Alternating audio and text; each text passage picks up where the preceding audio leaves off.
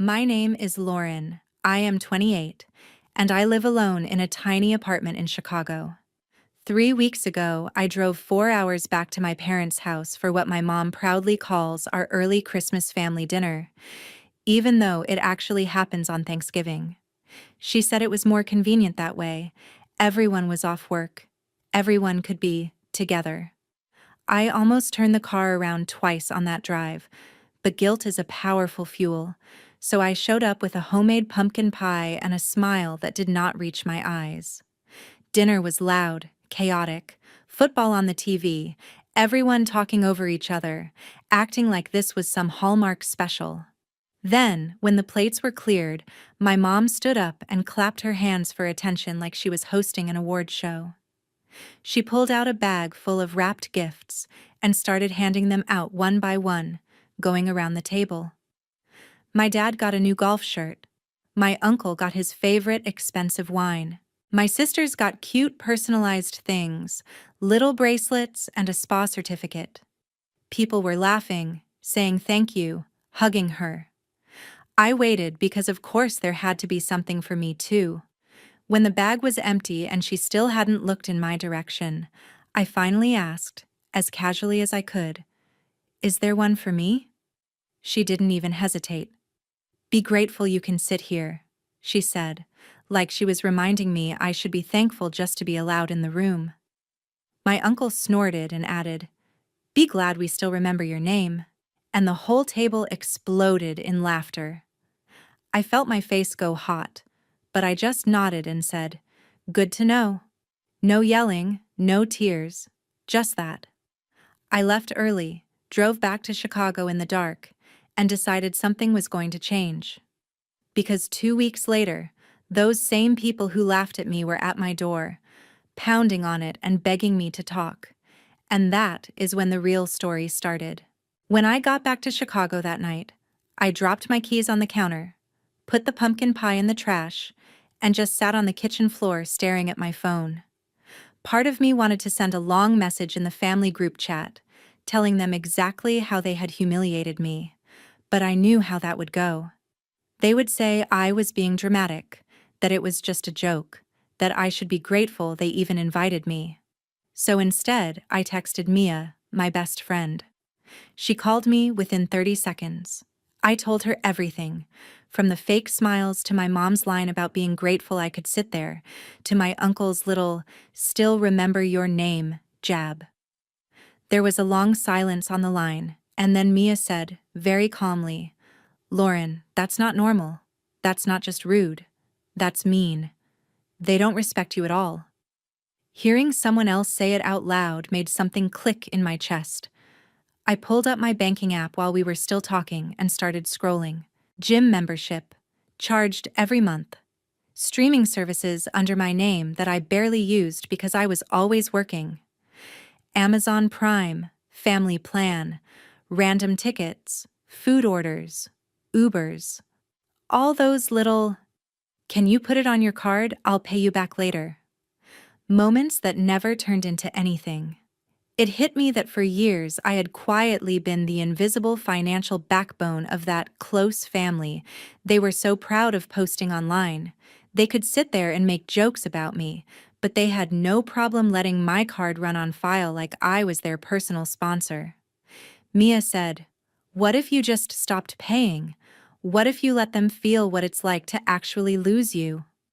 The idea scared me and thrilled me at the same time.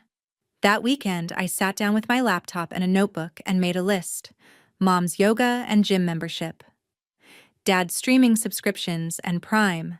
Little sister's last-minute theme park tickets. Concerts. Gas money. Every auto pay that had my name on it and their comfort attached to it.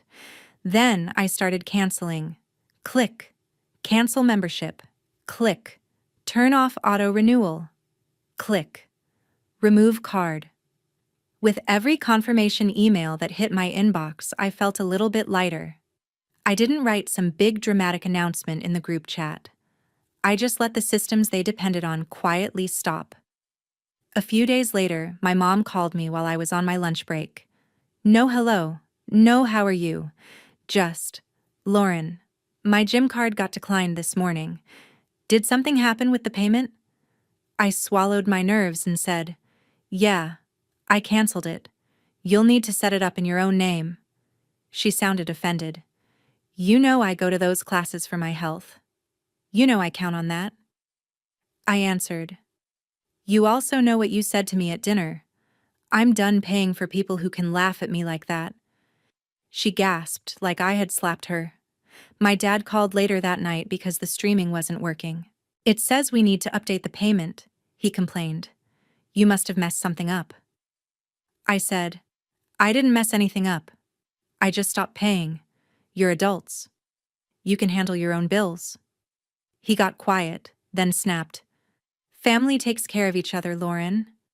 I said, Exactly. That goes both ways. After that, the group chat started blowing up. Little passive-aggressive messages about how some people forget where they came from, and money isn't everything, but some folks think it is. I muted the chat. I decided I wasn't going home for Christmas, no matter how many guilt trips they tried. For the first time in my life, I chose not to play the role they had written for me. I thought they would sulk, maybe talk trash about me at the country club, and eventually move on. I underestimated how much they depended on me, not just for money, but for control. Because the more their subscriptions and comforts started falling apart, the more desperate they became, and that is how I ended up with my entire family on the other side of my apartment door, pounding and screaming to be let in. The first real wave hit a few days after I canceled everything. I was at my desk trying to focus on a campaign brief, half reading the same sentence over and over, when my phone started buzzing nonstop. At first, it was just the family group chat lighting up like a fire alarm. My mom sent a long paragraph about how some people forget who raised them, and how she was deeply hurt that I would attack her health by canceling the gym. She made it sound like I had taken away prescription medication, not turned off a membership that was being billed to my card. There was a line about how yoga was the only thing keeping her sane, as if I was personally responsible for her mental stability. My dad followed with his usual lines about sacrifice and family duty, throwing in that classic, "You wouldn't have your fancy job in Chicago if it weren't for us," which he always said anytime money came up, like my degree and career were items on a bill I hadn't finished paying. Then my sisters jumped in with emojis and side comments. One of them wrote, "Imagine choosing Netflix over your own mom," which was ironic, considering I had canceled Netflix too, and they were the ones using it way more than I ever did. The other sent a message that said, "You've changed so much. You used to be nice," followed by a crying emoji and a broken heart. It was the same script as always, just louder and in a group thread. I stared at the chat for a minute, feeling my chest tighten, then hit mute again and put my phone face down on my desk. I could feel the notifications still rolling in, vibrating every few seconds, like the phone itself was anxious. 10 minutes later, Mia sent me screenshots from Instagram. "You seeing this?" she wrote. My younger sister had posted a black background with white text that said, "Some people will cut off their own blood over money. Remember who was there before your paycheck," with a broken heart emoji and a little praying hands icon. She did not tag me, but she did not need to. Half our extended family follows both of us. My mom commented under it with, "So sad but true. Love you, baby. Some people lose their way." And a few cousins replied with, "Family over everything. Money can't buy loyalty," and "People change when they move to the city." Someone even dropped a, "You guys are the strongest family I know," which would have been funny if it didn't sting so much. I felt my stomach twist as I scrolled through the comments. They were rewriting the story in real time, turning themselves into victims and me into some cold-hearted villain who had abandoned them for cash and skyline views. None of them mentioned the part where my mom told me to be grateful I was allowed to sit there, or where my uncle made my name into a punchline. None of them talked about the years of, "Can you just put it on your card?" moments that were apparently invisible. I locked my phone, set it aside, and just sat there for a while, listening to the hum of the office and the tap of other people's keyboards. I realized I'd spent my whole life terrified of being called ungrateful, so I kept overgiving to prove I wasn't. And here I was, finally saying no, and they were slapping that exact label on me anyway. That night, instead of crying like I normally would have, I opened my laptop at my kitchen table and went back to my banking app. If they wanted to talk about sacrifice and responsibility, fine. We could talk about numbers, the one language that doesn't care about guilt or manipulation. I pulled up 5 full years of transactions and started filtering.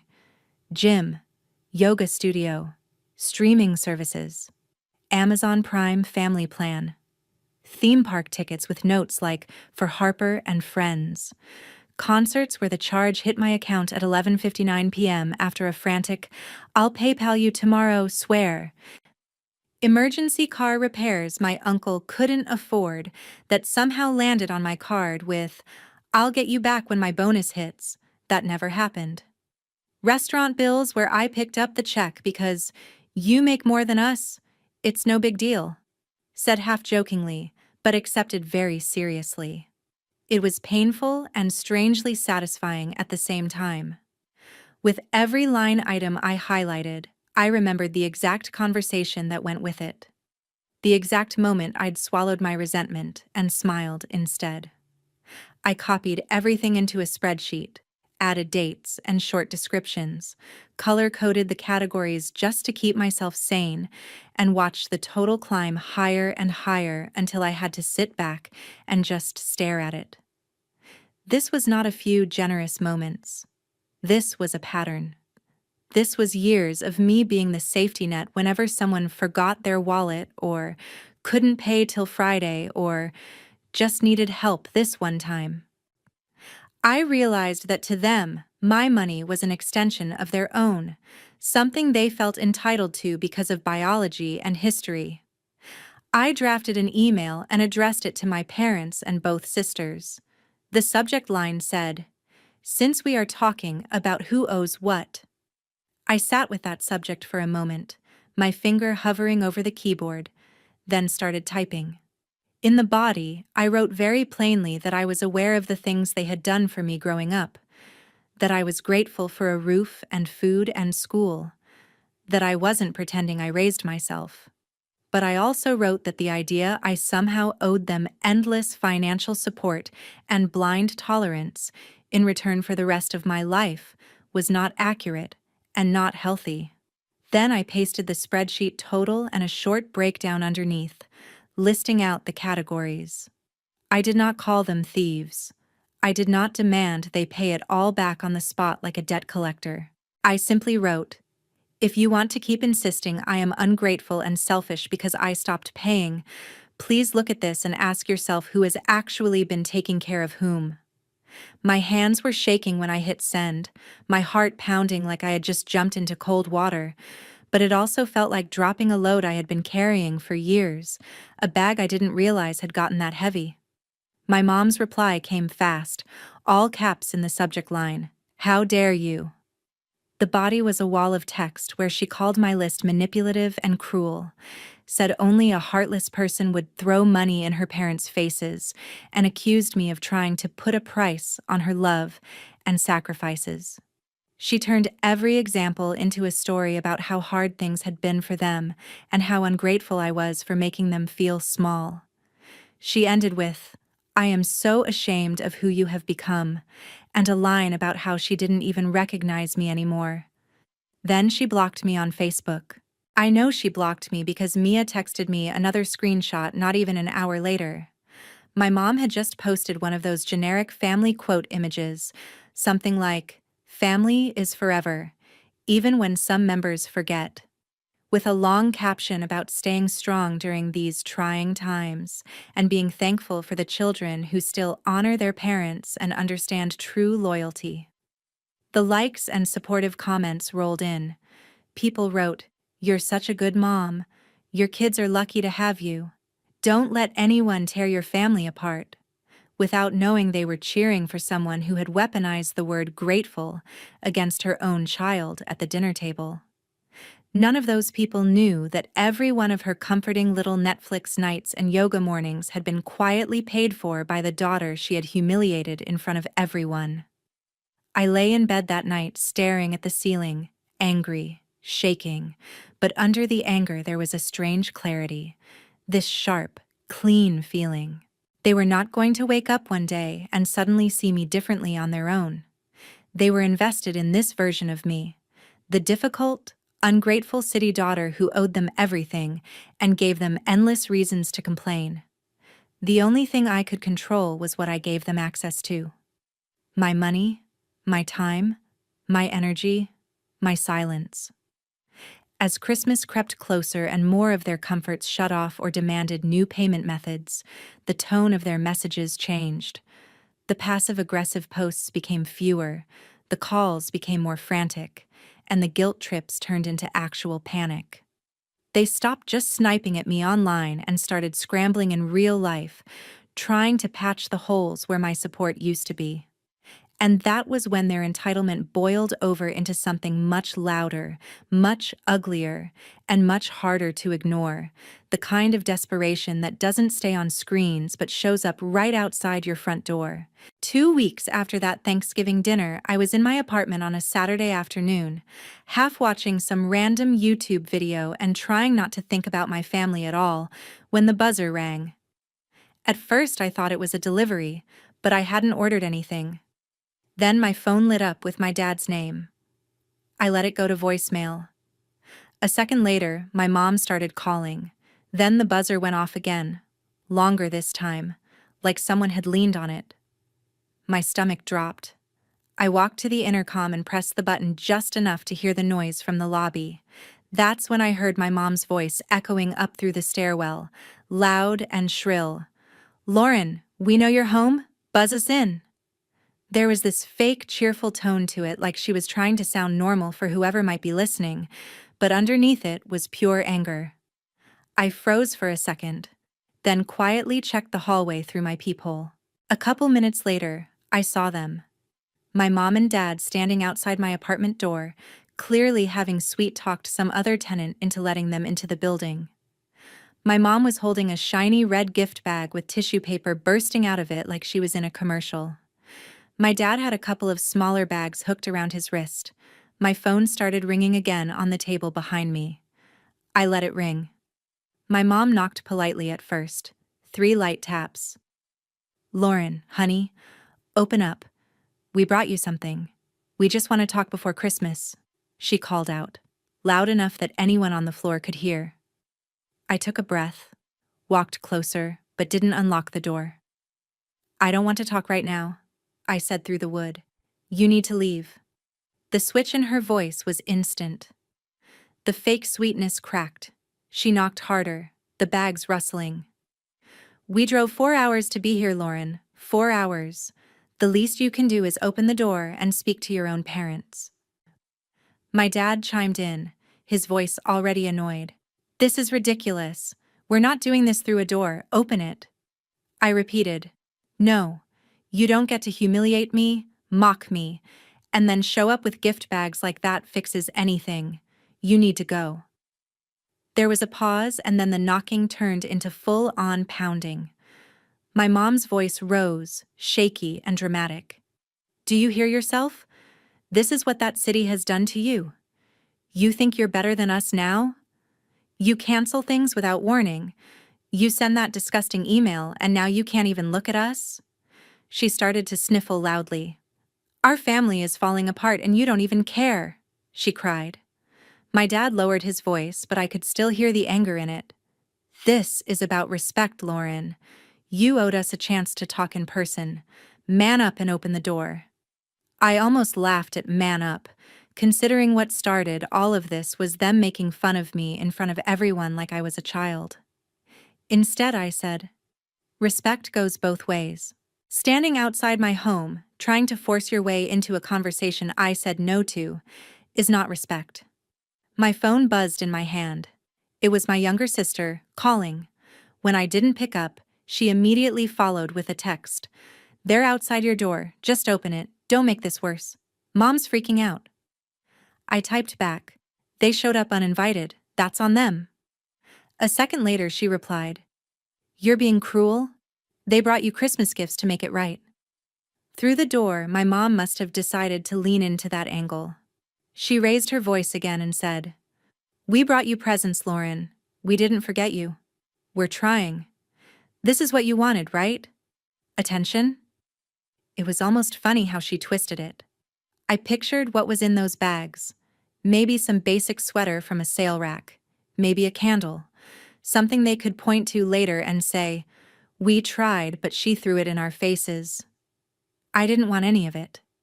"You're not fixing anything with gifts," I said. "You never even apologized for what you said to me, for laughing at me in front of everyone." There was a beat of silence. Then my mom snapped, "Oh my God, are you still on about that? It was a joke, Lauren. A joke. Normal people can take a joke at dinner." My dad added, "You're blowing one comment out of proportion and punishing the whole family over it." That was the moment I knew there was nothing for me on the other side of that door. Not yet. Not like this. I pulled my phone back out and texted my mom, "You have 10 minutes to leave or I'm calling building security." Out loud I said, "You need to go. I'm serious." The pounding stopped for a second, then came back even louder along with my mom's voice cracking, "We need to talk. Open up. Please. Don't do this to us. Don't do this to your mother." My heart was racing so hard I could hear it in my ears, but I didn't move toward the lock. I just stood there, staring at the doorknob, repeating in my head, "You're allowed to say no. You're allowed to say no." After about 20 minutes of knocking, crying, pleading, and my dad muttering that I was being insane, they finally left.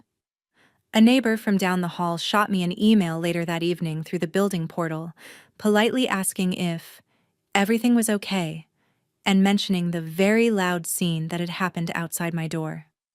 I sat on my couch afterward, shaking, and opened a blank note on my phone. I started typing out exactly what had happened. Every word they said, every feeling in my chest. I didn't want them to gaslight me later into thinking I imagined it. The more I wrote, the clearer it became that this wasn't just about one dinner or a few subscriptions. This was about control. They were not used to me having boundaries, and they were not handling the word no very well. I thought the worst was over after they drove away that day. I told myself they'd cool off, complain about me to their friends, and then back off. I was wrong. That visit was just them warming up. The next time they came back, they would bring more than gift bags and guilt, and they would show me just how far they were willing to go to drag me back into the role they needed me to play. After the scene with the gift bags outside my door, I really thought they'd back off.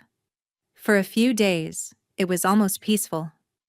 The family group chat slowed down to vague quotes about forgiveness and praying for people who lose their way. I muted it, focused on work, grabbed coffee with Mia, tried to sleep without hearing my mom's, "Be grateful you can sit here," in my head. I told myself the worst was over. It wasn't. The calls started again. First from my parents' numbers, which I let go to voicemail. My mom cried about not sleeping, her blood pressure, how the doctor said stress like this could kill her, and asked if that was what I wanted. My dad's messages were colder. I was breaking the family. I owed them a conversation because they raised me. When I stopped answering, they switched to random local numbers. I picked up one, thinking it was work, and my mom said, "So you do still know how to answer a phone?" Like she'd caught me in a lie. I hung up. Then my Uncle Chuck joined in, leaving voicemails about how I couldn't cancel my family like a subscription and how one day I'd need them. Online, my sister posted another sad TikTok about being abandoned by your own sibling who chooses money and strangers over the people who were there from day one. No name, but the caption, "Sometimes blood hurts more than strangers. made it obvious. Strangers filled her comments with support, telling her to cut off toxic people. Meanwhile, the fallout from my canceled payments hit. My mom left a panicked voicemail about the gym wanting a new card and sign-up fee, saying yoga was the only thing keeping her calm and asking how I could do that to her. A cousin told me my dad was complaining at the golf club about ungrateful kids who treat parents like banks. One night, I opened my spreadsheet again and added a column for behavior: calls, guilt trips, TikToks, surprise visits. Seeing it all lined up made it impossible to pretend this was a phase. It was a system, and I'd stopped playing. A few days before Christmas, it went from digital back to physical. I came home with groceries, saw my parents' car outside, and felt my stomach drop. When I turned onto my floor, my mom, my dad, and my Uncle Chuck were standing in front of my apartment like a blockade. "There she is," my mom said loudly. "Do you feel proud calling security on your own parents?" I set the bag down, kept my keys in my hand. "You're not supposed to be here. You need to leave." My dad said they weren't leaving, that they'd driven all that way to talk in person, and I owed them that. My mom went on about how they were trying to save the family while I hid in my little box and treated them like parasites. My uncle leaned on the wall, smirking, asking if I really thought my neighbors cared about me more than my own blood. "You don't just cancel blood," he said. "I told them blood didn't give them the right to show up after I told them to stop." My mom scoffed, said no one had grabbed me, accused me of twisting everything and making them abusive so I could feel justified. My dad stepped in closer until my door was at my back. "Here's what's going to happen," he said. "You're coming home with us for Christmas. This stunt ends now." My voice shook, but I said, "No. I've told you to leave. You're harassing me." My mom slammed her palm into the door next to my head so hard I jumped, yelling about everything they'd given me and how I owed them.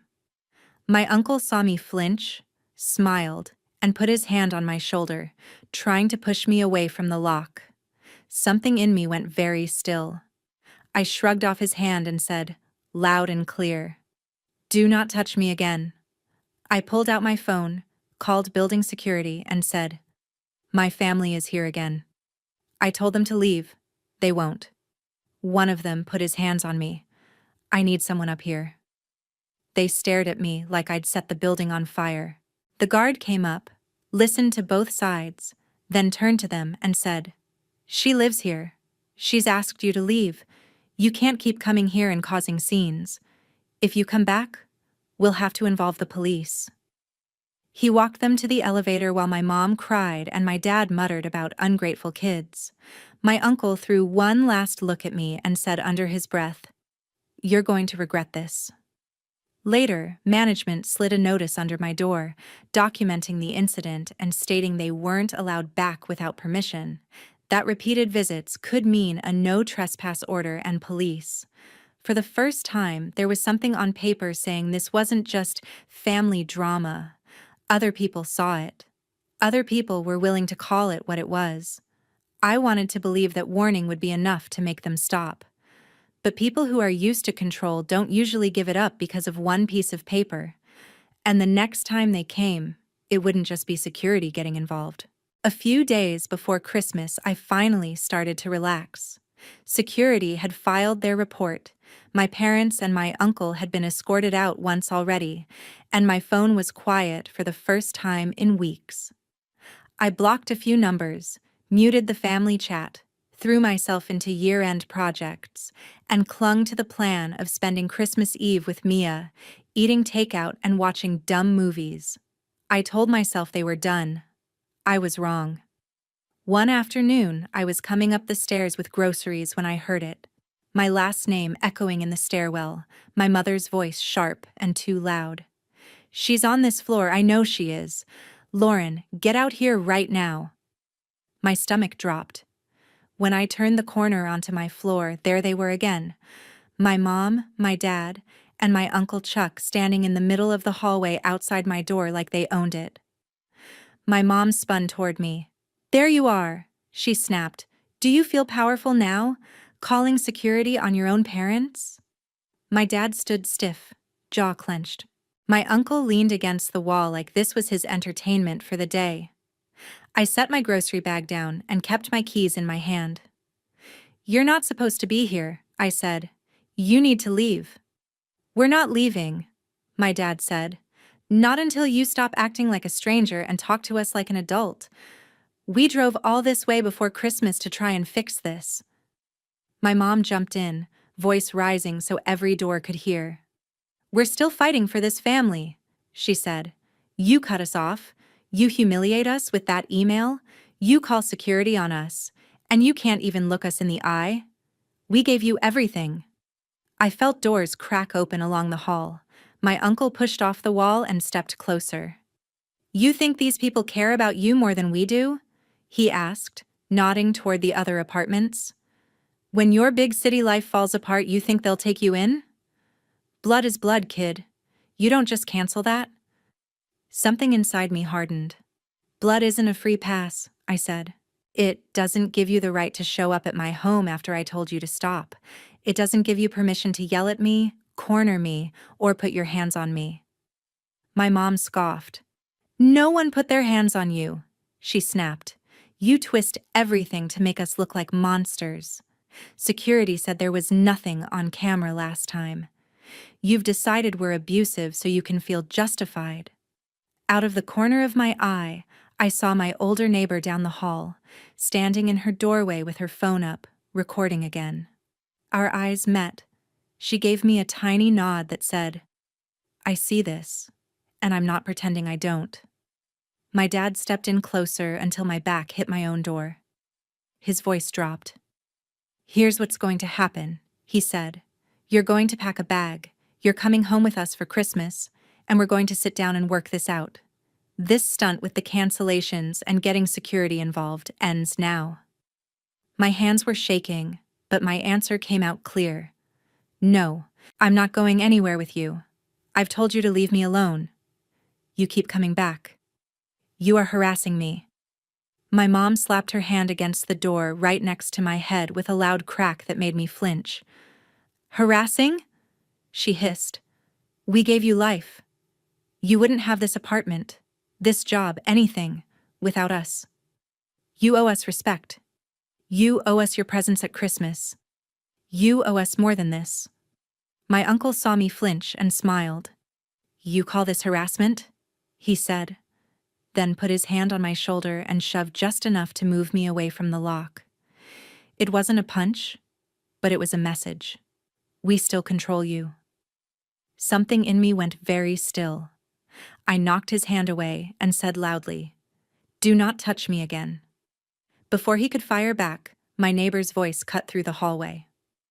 I'm calling the police, she said clearly. This is the second time you've done this. She asked you to leave. I'm recording all of it. For a second, everyone froze. My mom whipped around and yelled, This is none of your business, this is family. My neighbor didn't flinch. You made it our business when you started yelling in the hallway, she said. I could hear sirens faintly in the distance getting closer. My mom turned back to me, switching into that broken, manipulative tone I knew too well. Lauren, stop this, she pleaded. Tell them it's fine. Tell her not to call. You want your uncle arrested? You want your mother to have a heart attack right here on the floor?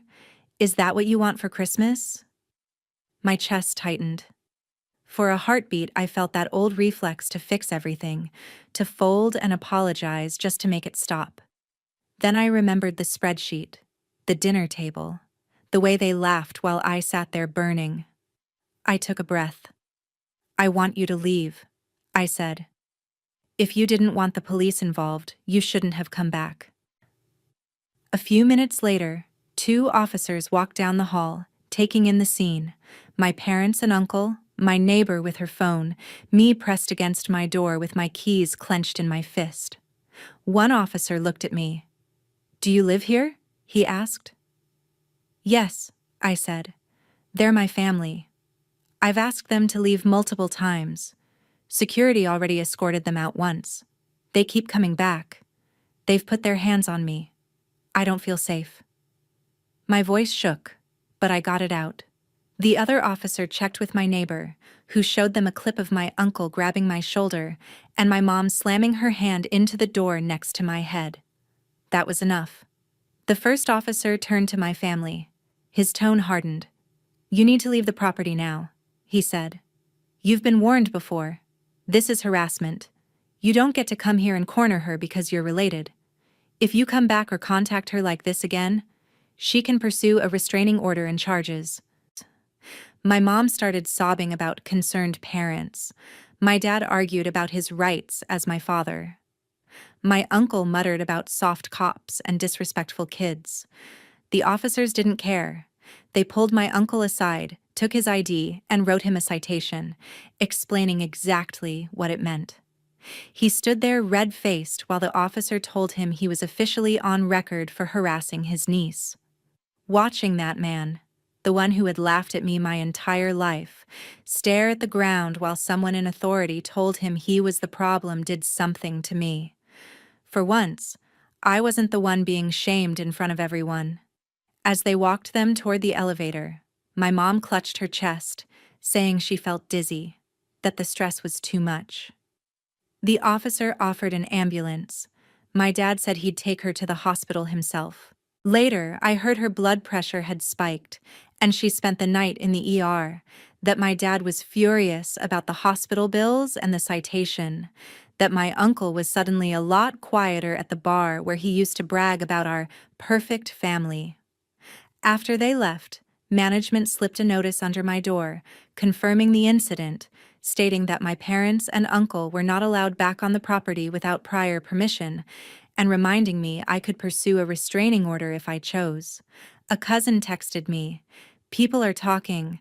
I saw a video of your mom and uncle yelling in your hallway. You okay?" I stared at it for a second, then replied, "I'm okay. Better than before." For the first time, the consequences of their behavior were landing on them instead of me. And as Christmas passed in total silence between us, that silence felt less like punishment and more like space. Space where I could finally start imagining a life that wasn't built around managing their chaos. In the weeks after Christmas, the silence from my family felt unreal. I kept waiting for another explosion, another surprise visit, another wall of guilt-soaked texts, but nothing came. No Merry Christmas, no Happy New Year, not even a passive-aggressive quote with my name implied between the lines. At first, it felt like standing in a room right after a fire alarm cuts off. My body still braced for noise that wasn't there. Slowly, it started to feel like something else. Space. Through cousins and mutual friends, I heard what was happening back home. My mom had to follow up after that ER visit. Her doctor told her straight that if she didn't manage her stress, she was asking for serious problems. Without my money quietly covering extras, she had to cut back on her gym and some of the social stuff she used to brag about. She asked a younger coworker to help her download budgeting and finance apps and figure out how autopay actually worked. My dad had to call the streaming and subscription companies himself, sit on hold, reset passwords, and for once figure things out without just saying, "Ask Lauren." He complained loudly about the hospital bill from my mom's ER night and my uncle's citation, but this time he had no one to dump those costs onto. My Uncle Chuck's funny guy image took a hit too.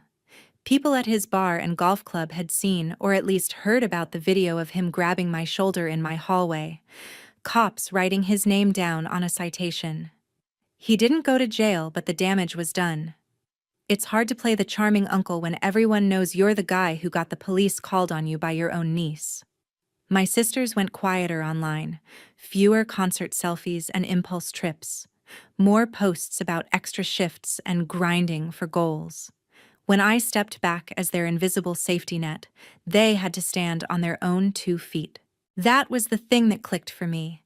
My boundary didn't just make me grow up, it forced all of us to. Once the adrenaline faded, I crashed a little. With no new drama to distract me, all the old stuff floated up. The jokes that weren't really jokes, the times I'd paid the bill and swallowed my resentment, the years I believed keeping the peace was my job. I finally booked a therapist instead of just talking about it. In our first session, she asked, "When did you learn that your role in the family was to fix everything?" I didn't have a neat answer, but the question sat with me. I also found an online support group and a subreddit full of people with stories that sounded uncomfortably familiar. Parents who weaponized guilt, relatives who used family as a leash, siblings who only reached out when they needed something. Reading their comments, I saw words I'd never let myself use for my own situation: manipulation, emotional abuse, financial exploitation. It didn't change what had happened, but it changed the way I judged myself for finally walking away. Months later, my mom sent a short email. No subject, just, "I'm sorry things got so bad between us. I don't agree with how you've handled everything, but I miss you. I hope you're okay." It wasn't the apology I wanted, but it was something. I didn't respond right away. When I did, I kept it simple.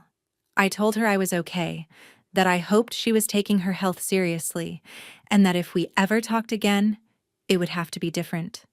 No yelling, no guilt, no pretending Thanksgiving was just a joke. I said I was open to a conversation someday, preferably with a therapist present, but I would not go back to paying for everything and being grateful to sit there. Hitting send didn't feel like reopening the door.